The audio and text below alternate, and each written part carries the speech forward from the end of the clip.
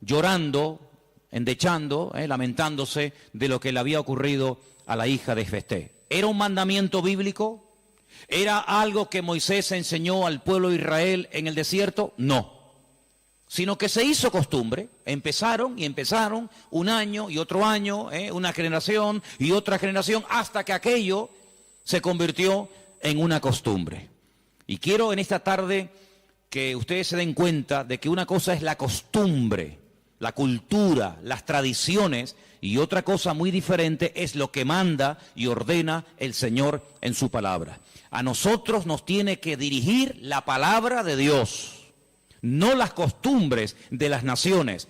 No es que esta costumbre, esta tradición lleva 500 años celebrándose en mi país o donde sea. Bueno, los años que se llevan celebrando las costumbres, cualquiera que sean, no le dan credibilidad a la costumbre. Durante muchos siglos era normal salir a una plaza pública y torturar o quemar a una persona, y todo el mundo iba como si fuera un espectáculo público, ¿verdad? Porque era la costumbre de la época. Bueno, pero eso no significa que como era la costumbre, pues está bien. Cuidado, la palabra costumbre, hábito, aparece desde un punto de vista positivo y desde un punto de vista negativo. Por ejemplo, la Escritura dice en el Evangelio según San Lucas que el Señor Jesucristo, conforme a su costumbre, iba el sábado a la sinagoga. Bueno, pero es que hay costumbres buenas, ¿sí? Y hay costumbres malas. En este caso era una costumbre que no tiene nada que ver con la palabra, pero como ya la gente lo hacía, pues el otro lo hacía y el otro lo hacía, y yo creo que ya después de años ni la gente sabía realmente el origen de esa costumbre, pero ya como que formaba parte de la cultura de la época. Quédense con ese detalle. Nos vamos al libro de Isaías, capítulo 2. Libro de Isaías, capítulo 2, versículo 6. Y dice lo siguiente, un texto, por cierto, muy interesante. Isaías 2, versículo 6. Ciertamente tú has dejado tu pueblo, la casa de Jacob, porque están llenos de costumbres traídas del oriente y de agoreros, como los filisteos que pactan con hijos de extranjeros. Uno de los reproches que el profeta Isaías lanzaba en la época en la que él le tocó servir al Señor en su ministerio es que ustedes se han llenado de costumbres que no son costumbres con una base bíblica. No son costumbres basados en un mandamiento de la Escritura, sino en costumbres, como dice aquí, importadas, traídas de Oriente, que no tienen nada que ver con ustedes. Por ejemplo, aquí en España, país en el que vivimos, pues se ha metido con una fuerza tremenda una fiesta, que era una costumbre de pueblos paganos, dicho sea de paso, que se ha celebrado hace poco, la famosa fiesta de Halloween, y tú estudias la historia de nuestros pueblos, aquí hay hermanos de otros países de Latinoamérica, y Halloween no tiene absolutamente nada que ver con la cultura latina, absolutamente. Halloween no tiene nada que ver ni con Argentina, ni Uruguay, ni Venezuela, ni Cuba, ni España, son costumbres importadas, costumbres que no tienen nada que ver con nuestra cultura, pero a base de repetirlas y practicarlas un año y otro año, como que ya forman parte de una de las muchas fiestas que hay a lo largo del año. Eso precisamente es lo que dice el profeta Isaías en su época. Ustedes han abierto la puerta y se han llenado de costumbres traídas de Oriente, que no tienen nada que ver con ustedes. Y dicho sea de paso, la mayoría de esas costumbres traídas de Oriente eran costumbres paganas, costumbres que no tenían absolutamente nada que ver con la palabra del Señor. Vamos a avanzar. Libro de Jeremías, capítulo 10. Jeremías, el capítulo 10, leemos lo siguiente, versículo 3. Jeremías 10, versículo 3. Miren qué texto tan interesante. Porque las costumbres de los pueblos son, ¿qué dice ahí? Vanidad. Vanidad de vanidades, decía el predicador. Las costumbres de los pueblos son vanidad. Y ahora habla acerca de la idolatría, que era una de las costumbres, no del pueblo de Dios, sino de los pueblos paganos. Ahí la palabra pueblos es la palabra goyín. La palabra goyín significa naciones. Cuando se habla de Israel, se menciona Israel, para que no haya género de duda. Pero cuando se habla de naciones paganas, naciones extranjeras, naciones, digamos, no adoradoras del Dios vivo y verdadero, se les llama goyín, se les llama naciones. Y en este caso dice, las costumbres de esas naciones, de esos pueblos, son todas absolutamente vanidades. Quédense con eso. Vamos a leer un versículo en Ezequiel, profeta Ezequiel, un libro que no sé por qué no se suele leer mucho, pero tiene textos y historias muy interesantes. En el capítulo 11 de Ezequiel, el capítulo 12, dice así: sabréis que yo soy el Señor, porque no habéis andado en mis estatutos, ni habéis obedecido mis decretos, sino que según las costumbres de las naciones que os rodean, habéis hecho. Las costumbres de las naciones que les rodean, esas son las que ustedes están practicando. No los estatutos, ni decretos, ni fiestas, ni celebraciones que nuestro Dios ha ordenado en su palabra, sino que todo lo contrario. Hay momentos, ustedes seguramente han leído esos pasajes, donde los profetas, tratando de convencer, de sacudir al pueblo de Israel, les decían, a ver, vamos a ver, díganme ustedes un pueblo, una nación que haya cambiado sus dioses, que hayan dejado sus idolatrías por nuestro Dios. Ninguno, ninguno. Los egipcios, mira que vieron milagros los egipcios, porque las famosas 10 plagas de Egipto eran milagros, eran demostraciones del poder de Dios, ¿sí o no? Totalmente. Dejaron los egipcios al convencerse de que sus dioses no servían para nada, que hicieron el ridículo. Dejaron los egipcios su idolatría para creer en el Dios de los hebreos, en el Dios de Moisés, ¿sí o no? Para nada. Es más, cuando salen de Egipto, ¿qué hace el faraón? Vamos a perseguirlos, vamos a atraparlos y llevarlos otra vez a Egipto para que sean nuestra mano de obra. No se convirtieron, no se arrepintieron. Y mira que vieron la gloria de Dios, un río lleno de sangre. Bueno, eso es algo tremendo. Cruzaban la calle y allí la gente tenía luz y alegría y vida. Y a este lado, muerte, los animales se morían llenos de úlceras, llenos de llagas, miseria, pobreza, muerte. Oiga, aquí hay una diferencia. Esta gente pinta con sangre de cordero las puertas de la casa y no se muere nadie. Y nosotros, los poderosos egipcios, incluido el faraón, se mueren todos los primogénitos. ¿Te parece poca diferencia? Y así podríamos hablar de otra, ¿verdad? Se convirtieron, dejaron su idolatría por el Dios de Abraham, de Isaac y de Jacob. No. Daniel, en Babilonia, ¿cuántas veces vieron la gloria de Dios a aquella gente? Vieron a Daniel sobrevivir toda una noche y no ser atacado por los leones cuando lo metieron en el foso. ¿Se acuerdan, sí o no? Vieron a aquellos 3 jóvenes que les habían cambiado el nombre, que no se quemaron dentro del horno de fuego. ¿Cambiaron? ¿Recapacitaron? Ninguno. Dice, ¿cómo es posible que ustedes habéis podido comprobar que ninguna nación ha dejado sus dioses, su paganismo, para creer en nuestro Dios, y sin embargo ustedes sí lo han hecho? Dejaron al Dios vivo y verdadero para adorar a Moloch, a Milcón, a Astaroth, a Acera, a Baal.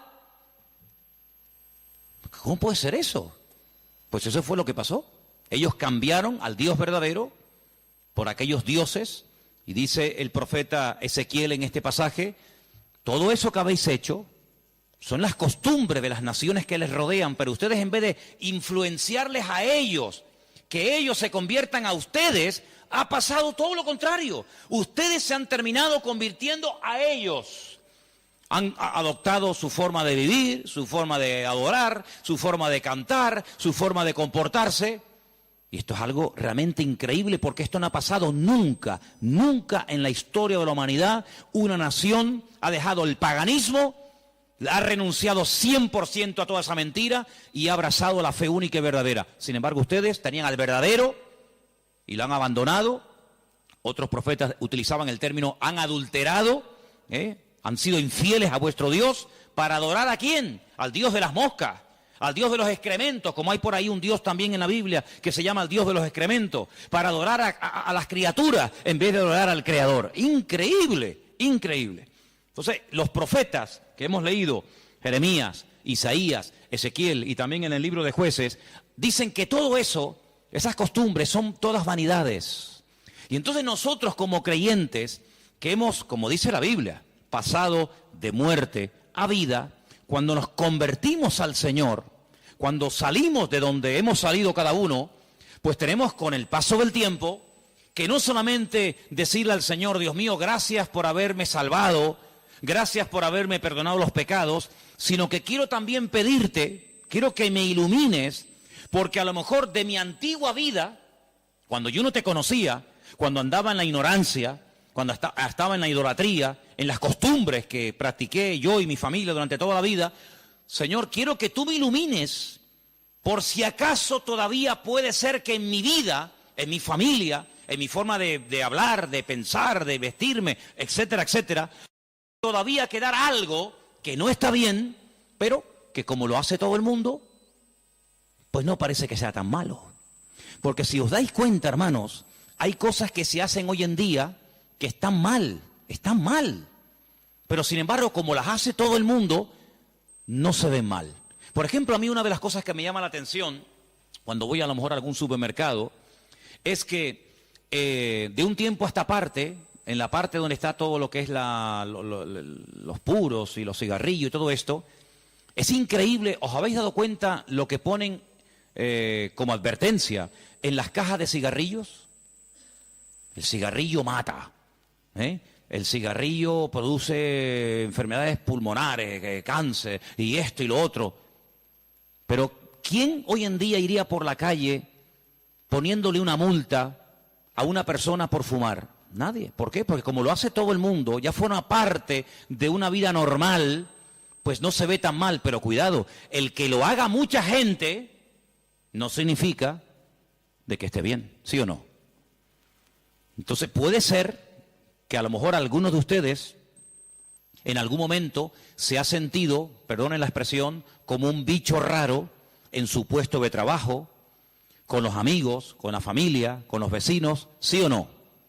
Porque resulta que todo el mundo ve bien, pues ciertas y determinadas cosas que cuando vamos al manual, cuando vamos a la palabra de Dios, resulta que no solamente están mal, sino que incluso son pecado y abominación ante los ojos de Dios. Vaya usted a una manifestación de miles y miles y miles de personas a favor del aborto y párese en esa marcha y diga que el aborto es un crimen, que es un asesinato y que eso es una abominación delante de Dios. ¿Lo matan? ¿Sí o no? ¿Lo matan? Párese usted en una manifestación donde están llevando a una virgen, a un patrón, a un santo y diga, ¿pero qué estáis haciendo?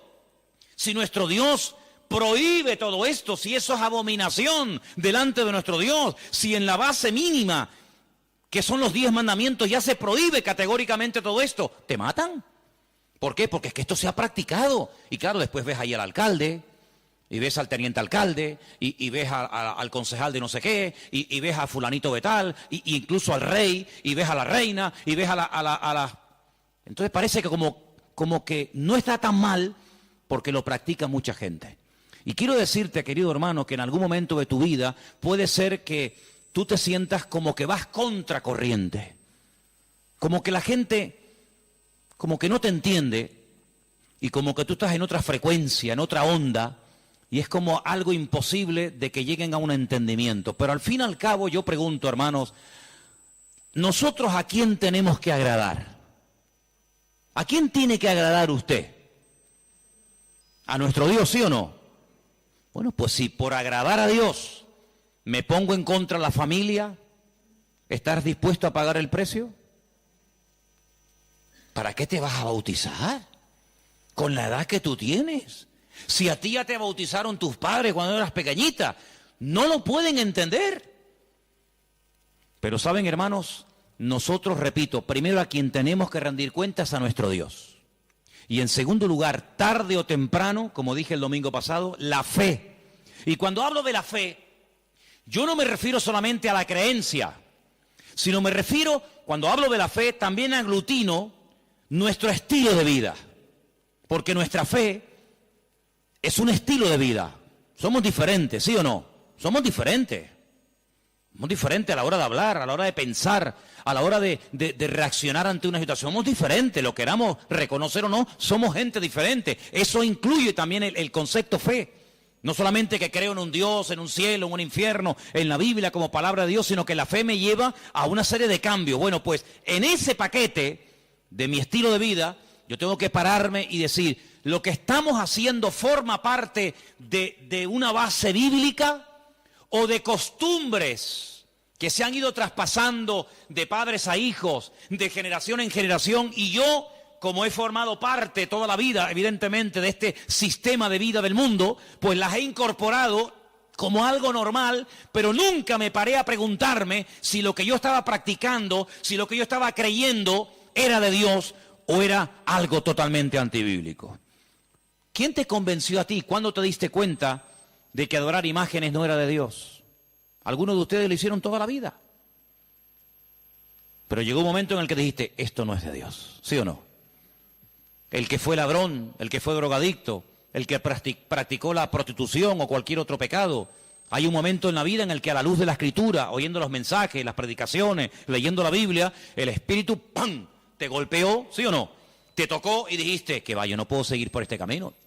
Y cuanto más profundices en la Biblia, cuanto más profundices en la palabra, te das cuenta de que uno tiene que cambiar en todo, en todo.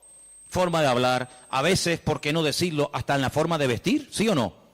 Hombre, vamos a ver, si por ejemplo una chica que está ejerciendo la prostitución esta tarde se convirtiera al Señor, seguramente la forma como esa chica se viste, que está diseñada para seducir, para atraer, para llamar la atención, pues cuando esa chica se convierta al Señor, lo más probable es que el Espíritu le ponga en su corazón que la forma como viste, pues es una forma que tiene una finalidad, pero que esa finalidad en absoluto la tengo que llevar a cabo en un culto. Por lo tanto, seguramente, en un momento determinado, el Señor le pondrá en su corazón, oye, vístete un poco más decentemente, más ¿sí o no? Seguramente que sí.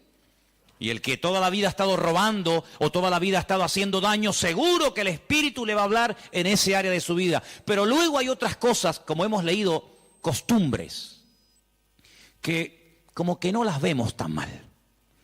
Y hemos visto a la luz de la palabra de Dios, solamente les di 4 textos, están ahí grabados por si los quieren después volver a leer, 4 versículos donde tenemos que analizar y preguntarnos las costumbres, no los mandamientos, las costumbres que estamos llevando a cabo son bíblicas, son de Dios.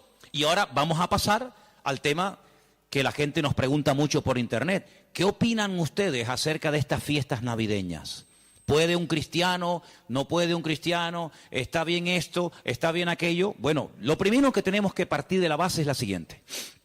Nadie, absolutamente nadie, desde que el cristianismo o desde que Cristo vino a este mundo, y mira que lo han intentado, nadie sabe exactamente el día en el que nació el Señor Jesucristo. Nadie. A lo largo de la historia se ha especulado, incluso, si ustedes se meten a estudiar este tema, incluso algunos llegaron a predicar y a enseñar en sus respectivos congregaciones o ministerios que Jesús nació entre marzo y abril. Otros entre septiembre y octubre. Y así diferentes opiniones. Por lo tanto, partimos de la base de que, lógicamente, el Nuevo Testamento, porque el Antiguo no te lo va a decir, porque no había nacido, el Nuevo Testamento en ninguna parte te dice exactamente el día en el que el Señor Jesucristo nació. Nadie sabe absolutamente nada. Sí sabemos que murió en una época en la que los judíos estaban celebrando una fiesta llamada la Pascua. Sí sabemos que hay una fiesta que nosotros la conocemos como Pentecostés, que su nombre original es Shavuot, la fiesta de las semanas, que el Señor la utilizó para que en ese día concretamente, pues aquel grupo que había en aquella casa fueran llenos del Espíritu Santo. Eso sí lo sabemos. También podemos saber con exactitud Que el Señor Jesucristo, la noche que fue entregado y en ese lapsus entre una hora y otra, y fue a ser crucificado, se estaba celebrando la fiesta de los panes sin levaduras que se unía a la de la Pascua. Todo eso está clarísimo. Y sabemos, pues, cuándo hay que celebrar la fiesta de la Pascua y la fiesta de Pentecostés y la fiesta de los tabernáculos. Todo eso lo sabemos porque está estipulado en la Biblia. Y te dice, contarás desde tal día a tal día, tanta semana. ¡Pum! Y eso es matemático.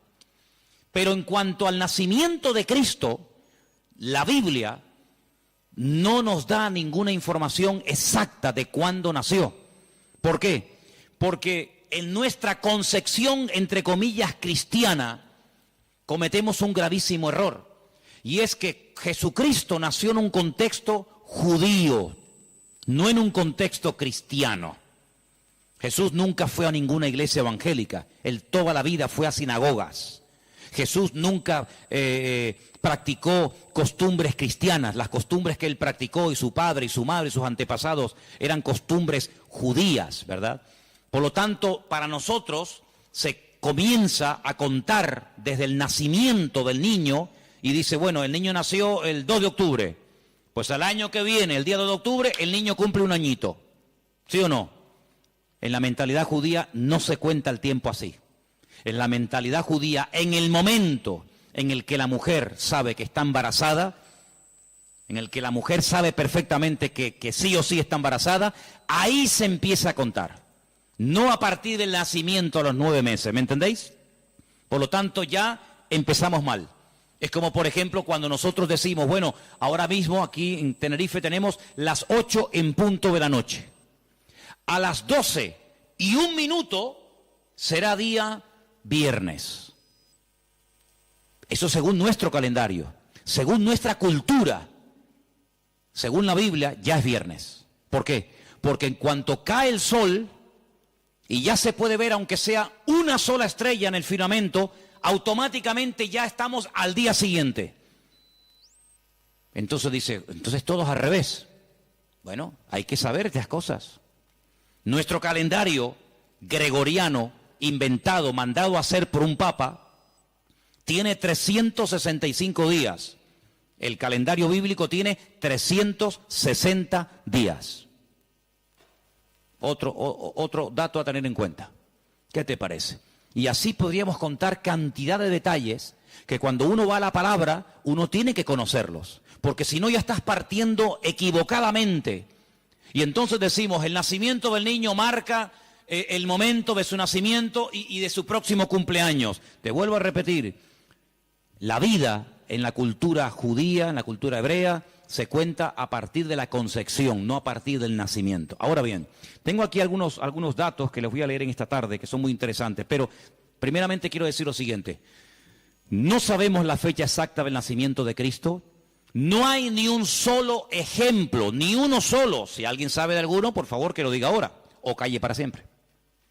No hay ni un solo ejemplo en el Nuevo Testamento de nadie que haya practicado el nacimiento de Cristo, que haya celebrado, mejor dicho, el nacimiento de Jesús.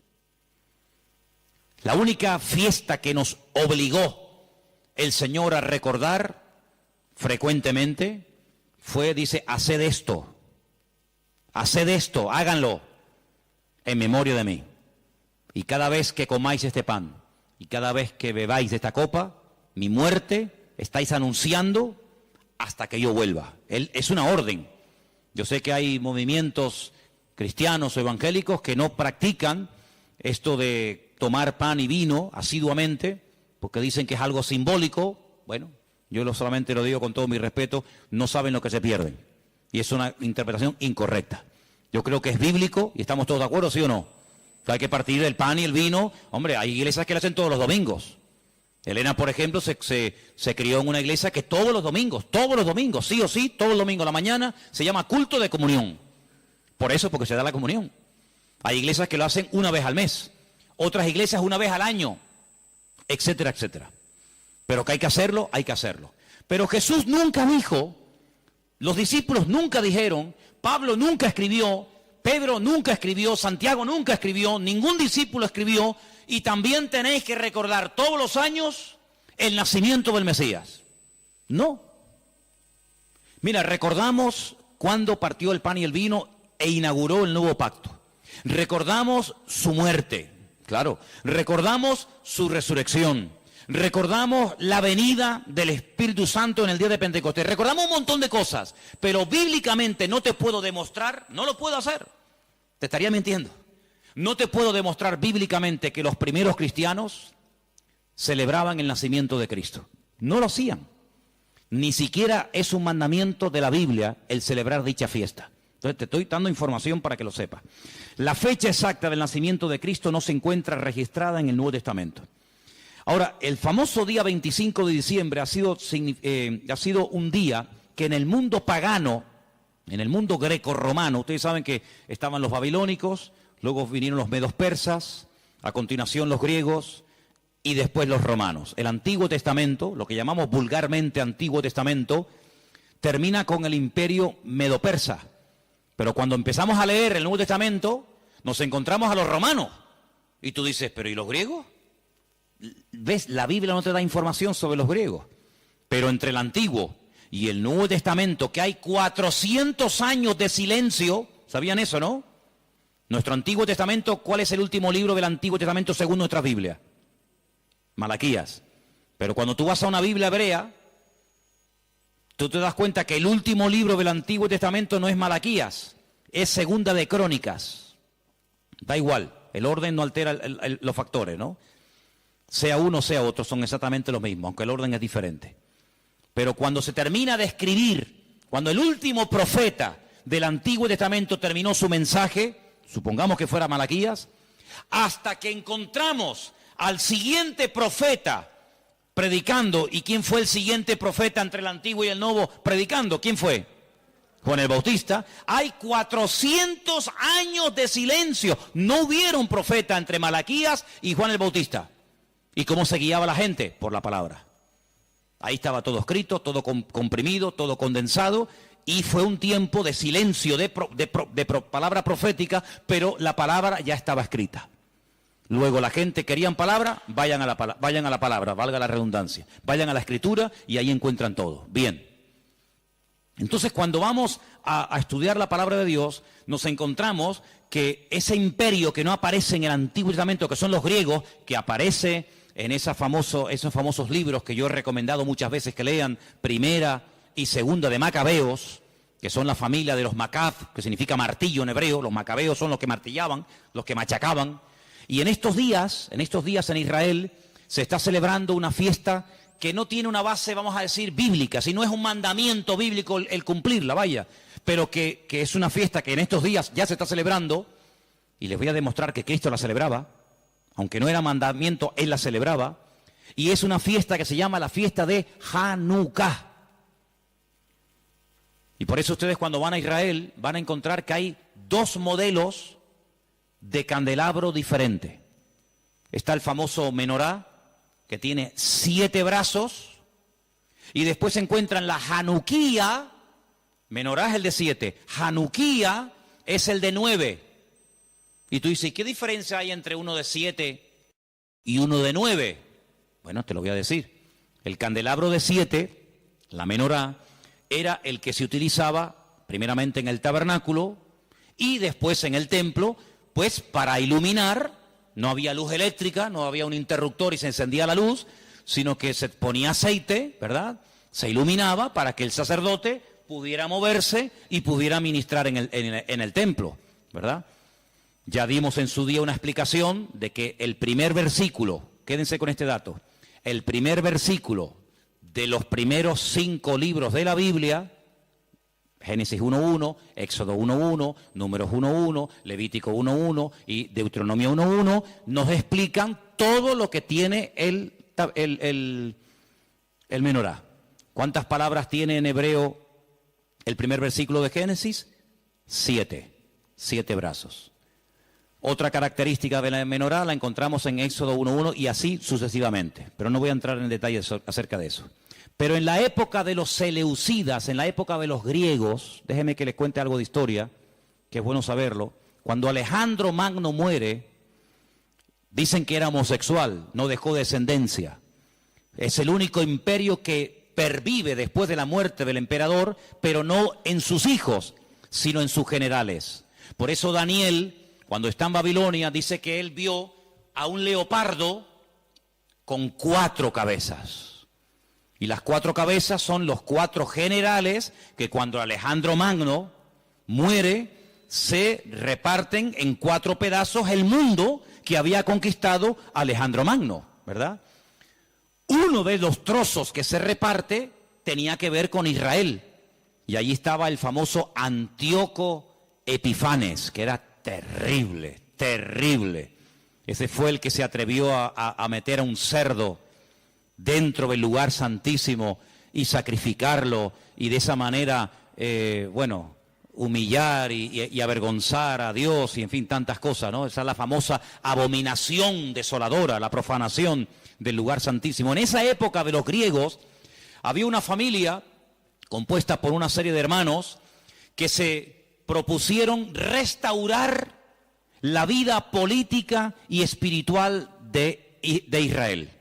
Los griegos dominaban, el templo lo habían convertido en un gimnasio, habían impedido los sacrificios y aquello era un desastre. Esta familia se levanta, primero un hijo, después el otro hermano, todos murieron como mártires, es una historia tremenda. Y estos macabeos, que no se llamaban macabeos, sino una especie de apodo, los que martillaban, los que golpeaban, pelearon militarmente, cuerpo a cuerpo con los griegos y los derrotaron, los vencieron, los echaron de Israel y restauraron el culto en el templo.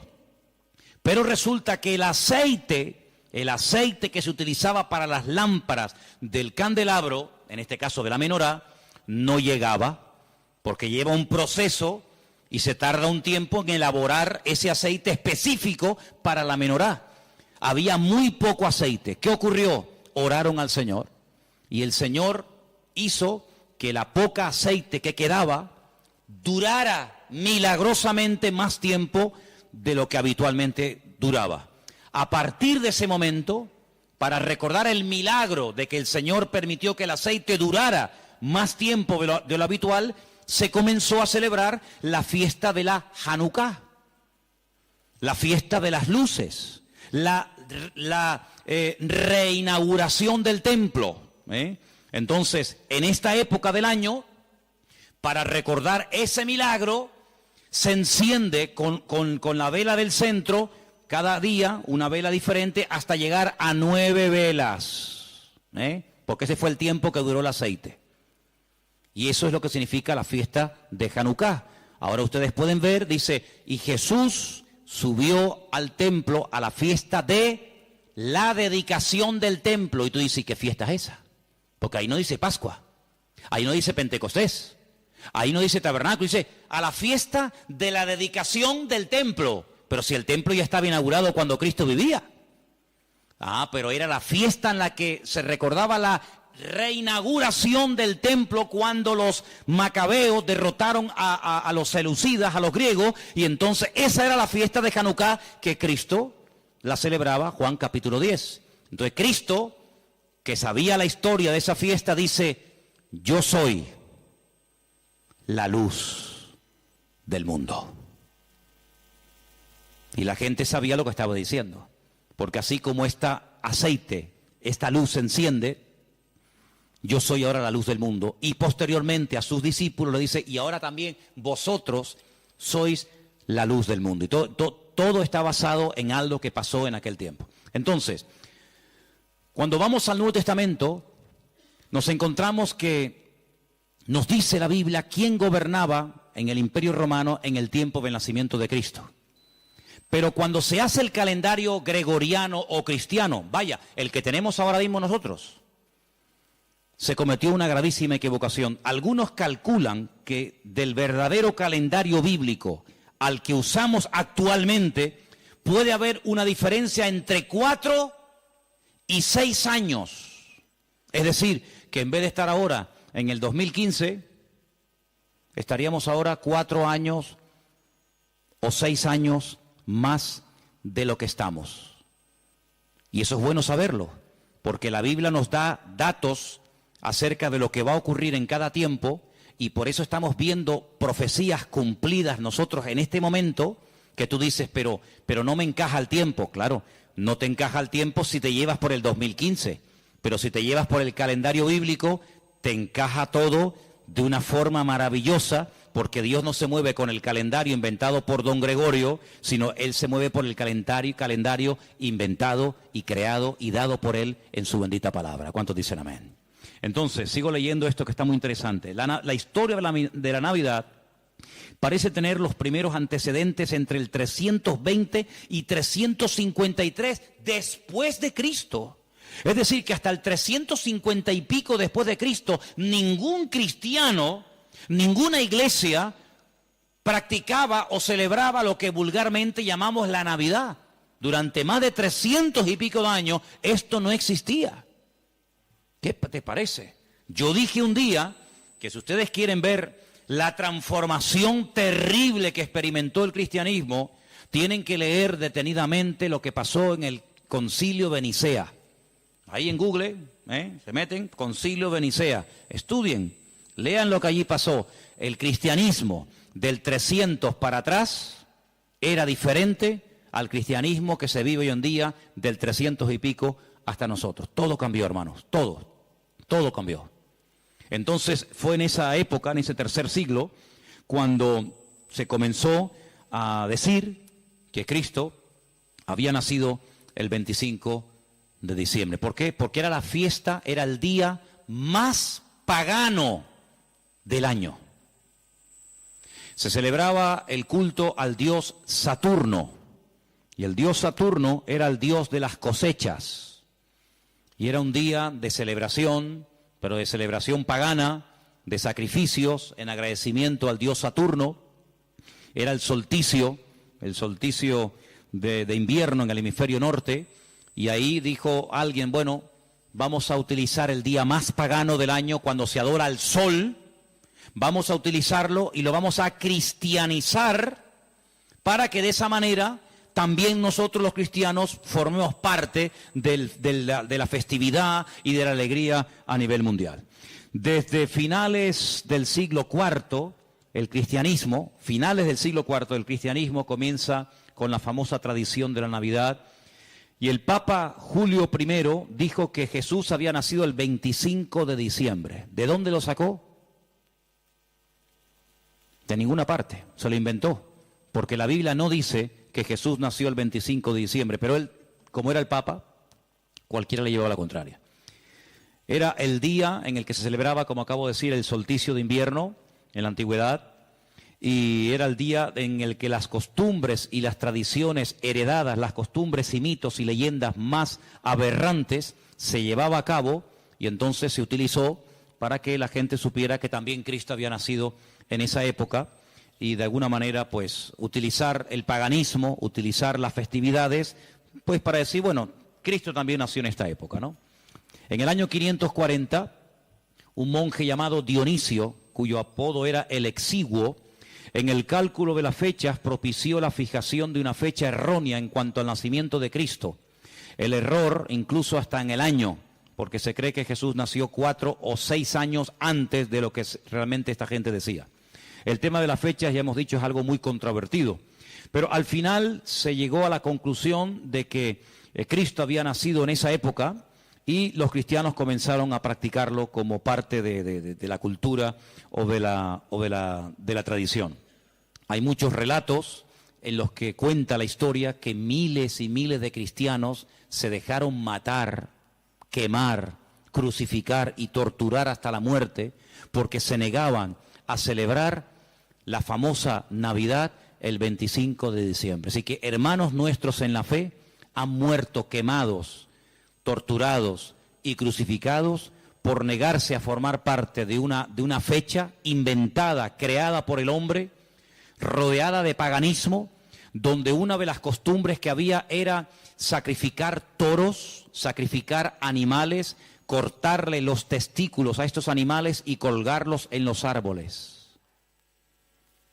De ahí viene la famosa costumbre de colgar bolitas en los árboles, de la costumbre pagana de aquellos degenerados griegos y romanos que hacían este tipo de ofrendas y de sacrificios a sus dioses, y de ahí pasó. Luego se prendía fuego al árbol, pero claro, prender fuego al árbol, pues en una casa particular es una temeridad, y entonces a alguien con el paso del tiempo se le ocurrió ponerle un montón de luces para que represente aquel fuego, que evidentemente no se puede hacer hoy en día por sentido común, pero entre las bolitas y el fuego que se pone, las luces que se pone, pues es lo más parecido a aquellas bolitas que se ponían colgadas en los árboles, y al mismo tiempo las luces representan el fuego, que por cuestiones obvias no se pueden poner hoy en día. Así que Jesús no nació el 25 de diciembre, pero escuchen esto porque es muy interesante. La explicación más consistente de los historiadores es que el origen de la Navidad se tomó entre el siglo III y IV, ya lo hemos dicho, ¿verdad? El porqué de la elección de esta fecha, bueno, se relaciona con la necesidad de la reciente oficializada religión cristiana de imponerse sobre las tradiciones de los cultos paganos romanos. En aquel tiempo el mundo estaba dominado por el Imperio Romano, se adoraba a Saturno, como el Imperio Romano a través del emperador Constantino supuestamente se había convertido. Dejemos de celebrar en el 25 de diciembre la fiesta a Saturno, pero claro, ahora está todo el mundo acostumbrado a practicar el 25 de diciembre a Saturno, ¿y ahora qué hacemos? Ahora somos cristianos. Bueno, pues sigamos celebrándole igual, pero a Saturno ya no podemos, somos cristianos. Bueno, a Saturno no, a Cristo. El mismo perro, pero con distinto collar.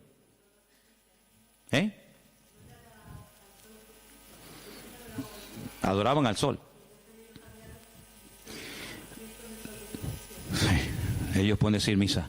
Los papas eligieron el 25 de diciembre como día del nacimiento de Jesús, como una estrategia para el proceso de expansión del cristianismo, en el que sistemáticamente se buscó absorber y fusionar toda celebración de ritos paganos con las nuevas creencias o fe de los cristianos. Por lo tanto, bíblicamente, si alguien te para en la calle y te dice que la fiesta de la Navidad, que se suele celebrar el 25 de diciembre, tiene un trasfondo pagano, no se te ocurra llevarle la contraria ni decirle que no es así, porque vas a ser el más rotundo ridículo. Efectivamente, el día 25 de diciembre era una fiesta, la fiesta más pagana en todas las culturas del Imperio Romano, donde se hacían auténticas barbaridades, sacrificios humanos, sacrificios de animales, ofrendas brutales de sangre, etcétera, etcétera.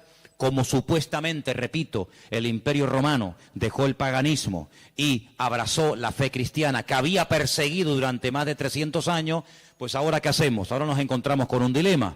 Bueno, lo solucionamos fácilmente. Seguimos manteniendo el día, seguimos manteniendo las costumbres de dicho día, ¿vale? Seguimos celebrando todo exactamente igual, pero en vez de a Saturno, en vez de a divinidades falsas, pues la celebramos a Dios, y total, aquí no ha pasado absolutamente nada.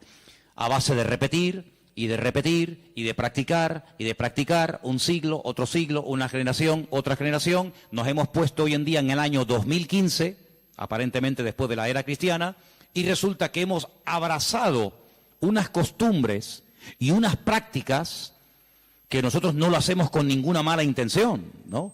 Nosotros no lo hacemos porque creemos en el paganismo, ni mucho menos, pero sin darnos cuenta estamos practicando y celebrando y haciendo cosas que tienen un trasfondo totalmente pagano, pero después queremos que los paganos cambien cuando los paganos lo que han hecho es que nos han cambiado a nosotros. Y se han metido en nuestras casas, y se han metido en nuestras costumbres, y se han metido en nuestro vocabulario, y hemos visto, no de ahora, de hace ya muchos años, que en estos días, que teóricamente, vamos a decir, ha nacido el Señor, que no es así, ya lo hemos demostrado, pero que teóricamente teníamos que celebrar su nacimiento, resulta que se ha convertido en una fiesta, ¿de qué? De despilfarro, de derroche, de negocio, donde después se habla de la famosa cuesta de enero, porque la gente empezó a regalar y a comprar y a regalar y a comprar, a regalar y a comprar cosas que después en enero se arrepienten o no usan o quieren cambiar, y después resulta que ya el año, en vez de empezarlo libre de deudas, ya lo empiezan con más deudas, aparte de las que ya tenían del año anterior. ¿Por qué? Porque la fiesta así lo requiere. Porque si no le regalamos al abuelito, y si no le regalamos nada al niño, y si no le regalamos nada a la abuelita, o al tío, o al papá, o al sobrino, pues como que es una falta de educación, y como que falta el amor en la familia, y como que todos nos hemos vuelto locos, y nos hemos fanatizado, porque ahora somos cristianos. No, mi hermano, aquí no nos hemos vuelto locos, sino que ¿sabe lo que pasa? Que el conocimiento confronta, y el conocimiento compromete. Por eso hay gente que dice, yo prefiero no saber nada, y seguir en la ignorancia. Pero ¿sabes qué? Cuando estamos en Cristo, estamos obligados, estamos comprometidos con la verdad. Y la verdad nos hará libres en la medida, no es como un botón, la verdad os hará libres.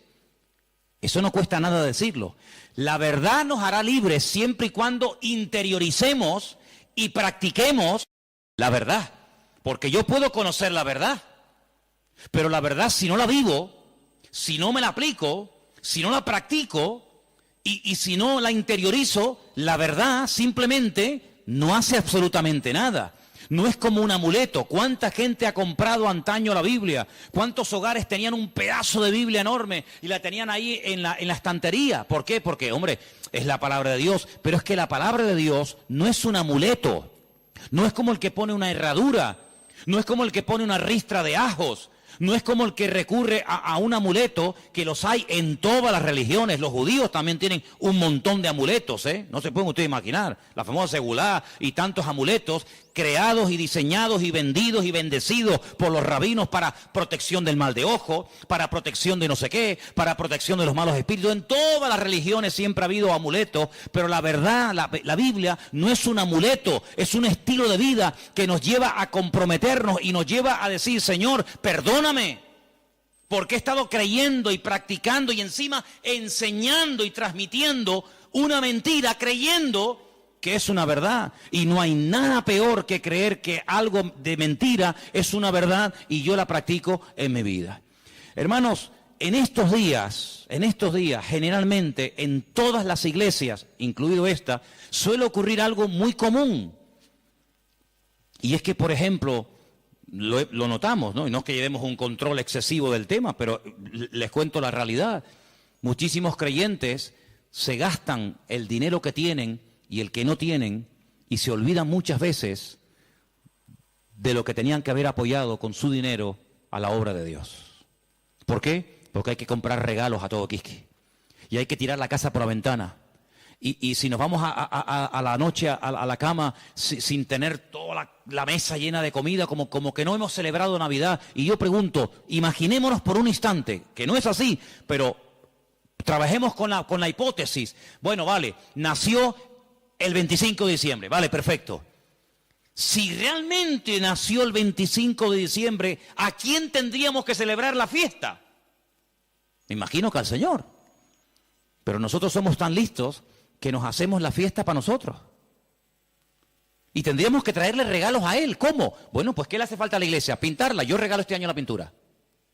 Si el cumpleaños del Señor y esta es la casa del Señor, ¿qué le hace falta a la iglesia? Más sillas, yo las regalo. Pero no hacemos regalos al que cumple años, teóricamente, sino que nos hacemos regalos a nosotros. A papá, a mamá, al tío, al sobrino. Y yo digo, bueno, ¿el cumpleaños de quién es? ¿Tuyo? ¿O es el del Señor? Porque si es el del Señor, al que menos le hemos regalado ha sido a Él. Resulta que nos hemos regalado a nosotros. Y tenemos, los que tengan, ¿no?, el árbol lleno de docenas de juguetes y docenas de regalos. Y tú dices, ¿y el regalo del Señor dónde está? Porque la iglesia no puede sufrir en estos tiempos, en este mes de diciembre, porque teóricamente sería el mes de más abundancia, ¿sí o no? Tendría que ser el mes en el que sobraran Biblias, sobraran sillas, sobrara de todo, porque es el día especial del Señor. Pues ¿saben qué? Suele ocurrir generalmente todo lo contrario. Es cuando tal vez menos nos acordamos del Señor. Ahora, nosotros vamos a utilizar la fiesta que el mundo inventó, no el Señor, no la iglesia primitiva, no la Biblia. Nosotros vamos a utilizar la fiesta que inventó el mundo para decirle al mundo el motivo por el cual el Señor vino a este mundo. Que no fue otro más que morir por nuestros pecados, derramar su sangre y restaurar nuestra vida y sacarnos de la miseria y de la ignorancia y ponernos en el reino de su amado Hijo. Eso es lo que vamos a hacer. El mundo que celebre lo que quiera.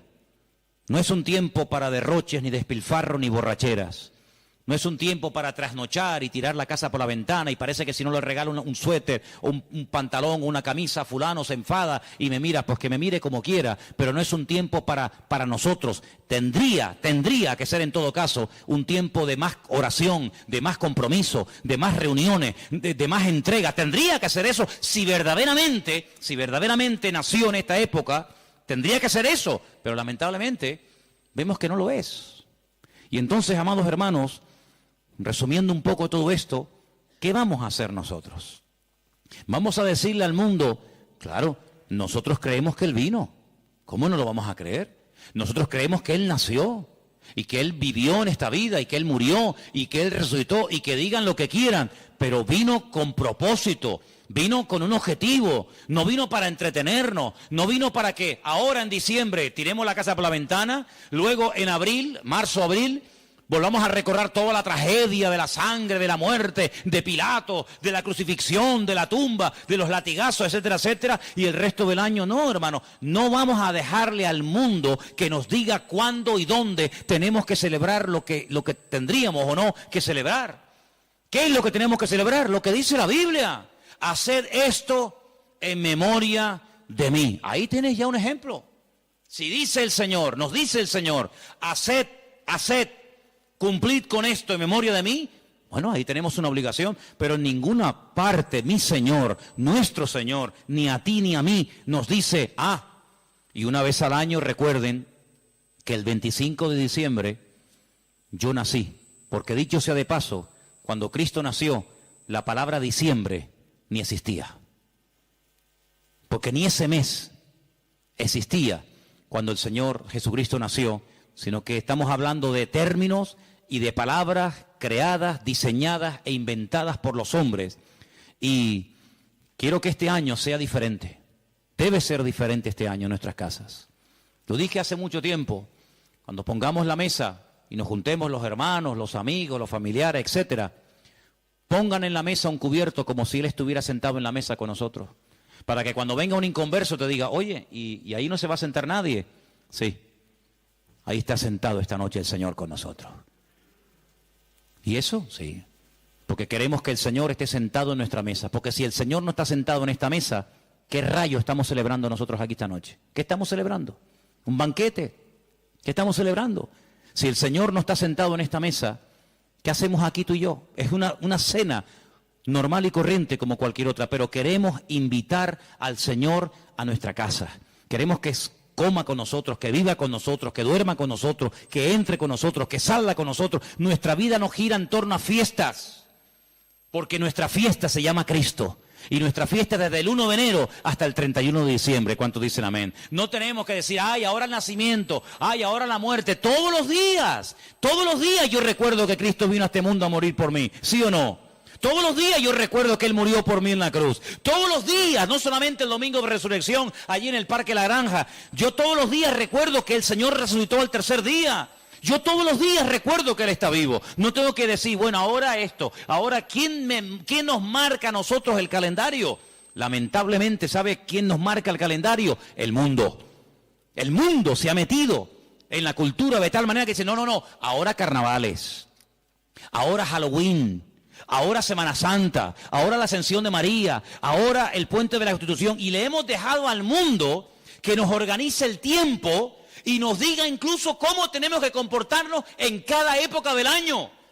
Claro, nosotros gracias al Señor somos cristianos y muchas de esas cosas ya no las hacemos, pero el que es mundano, el que no es cristiano, dice, carnavales, ¿me tengo que disfrazar? Me tengo que disfrazar, ¿por qué? Porque el mundo dice que ahora es cuando yo me tengo que hacer de disfrazar y hacer el idiota durante una semana o 15 días, pero luego no, ahora dice, no, ahora viene la cuaresma, ahora viene la resignación, el perdón, la ceniza, no sé qué, no sé cuánto. No, ahora viene la Semana Santa, no, ahora viene no sé qué. Y le hemos dejado al mundo que organice nuestro tiempo y nuestro estilo de vida. Nuestro tiempo y nuestro estilo de vida, ya lo dijo el Señor cómo tiene que ser. Si a alguien le interesa, aquí lo tienen. Señor, ¿qué tengo que celebrar en marzo? Señor, ¿qué tengo que hacer en diciembre? ¿Qué tengo que hacer cada día de la semana? Aquí está el manual. No le dejemos al mundo que nos organice, porque mira, yo me acuerdo que hace años, y termino, en España no se celebraba Halloween.